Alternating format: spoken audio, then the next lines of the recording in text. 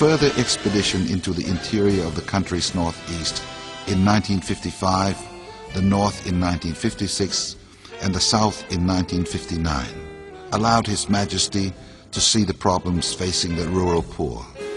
Drought followed flood, followed drought, and a farmer's life was the hardest in the kingdom, but they could do nothing to improve their own lives.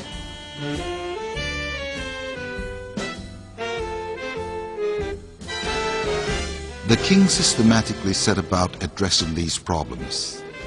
In 1961, His Majesty conducted agricultural experiments. For instance, developing rice strains that would grow in harsh conditions at his Bangkok residence, Chitlada Villa, a part of Dusit Palace.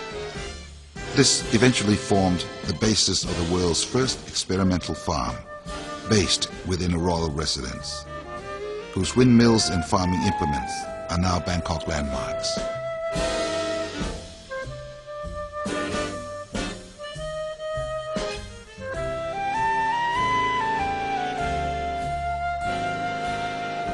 Today, the royal grounds include milk powder production facilities, cheese making, plant genetic engineering laboratories, aquaculture ponds, and many other experiments directly designed to help the Thai people.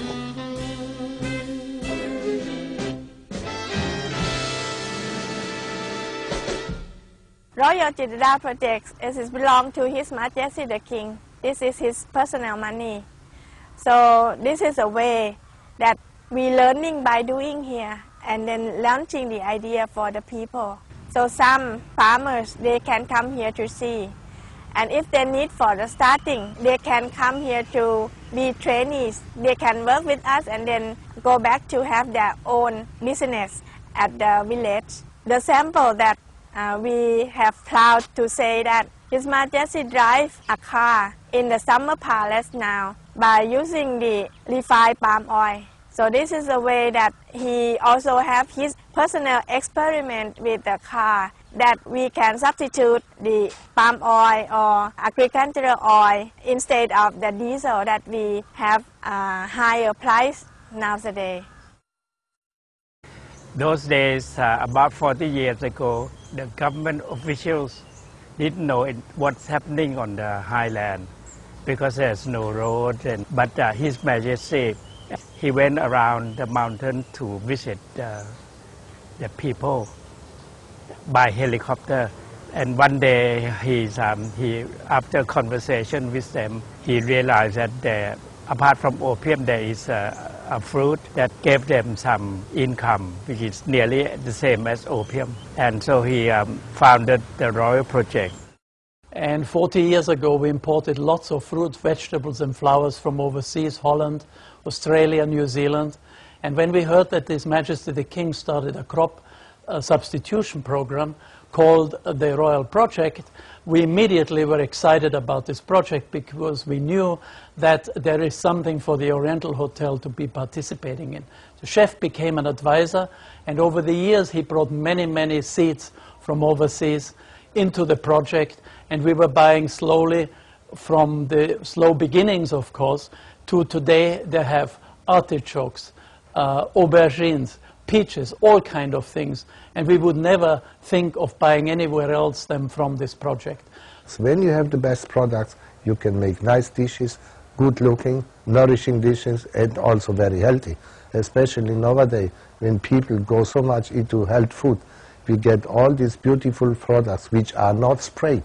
You see, because His Majesty the King forbids to spray, because the spray goes into the water, the hilltops have to drink and to use. So the few worms we have, the few flies we have, they are part of nature. The hill tribes were benefited because they grow the legal crop that produce them a lot of money. And people on the lowland benefit because the destruction of the forests and watershed has been stopped. The Royal Project in the north helped to turn the hill tribes away from growing opium to substitutes like temperate fruit and vegetables. By 1988, to international acclaim, The Royal Project won the prestigious Magsaysay Award for international understanding and drew government officials from around the world to observe its work.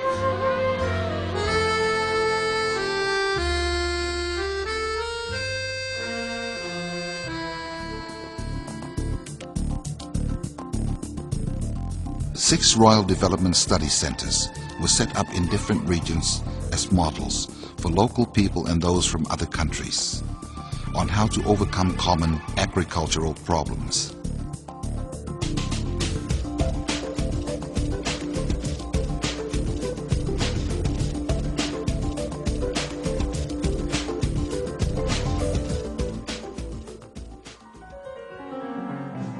Poor villagers struggled with a lack of water for irrigation, for without water, nothing could be grown. After years of research, the Royal Rainmaking Project had its first trial in July 1969 over the vast Khao Yai National Park, using light aircraft.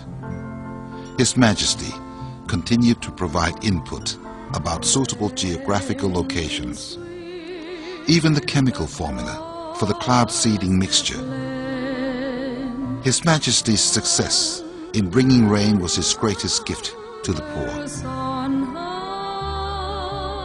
Officials from Indonesia, Bangladesh, China, Malaysia, the Philippines, Singapore and Sri Lanka have all traveled to Thailand to learn how to make rain for their own farmers. His Majesty's work on the Royal Rainmaking Project was awarded the gold medal with mention at the Brussels Eureka 2000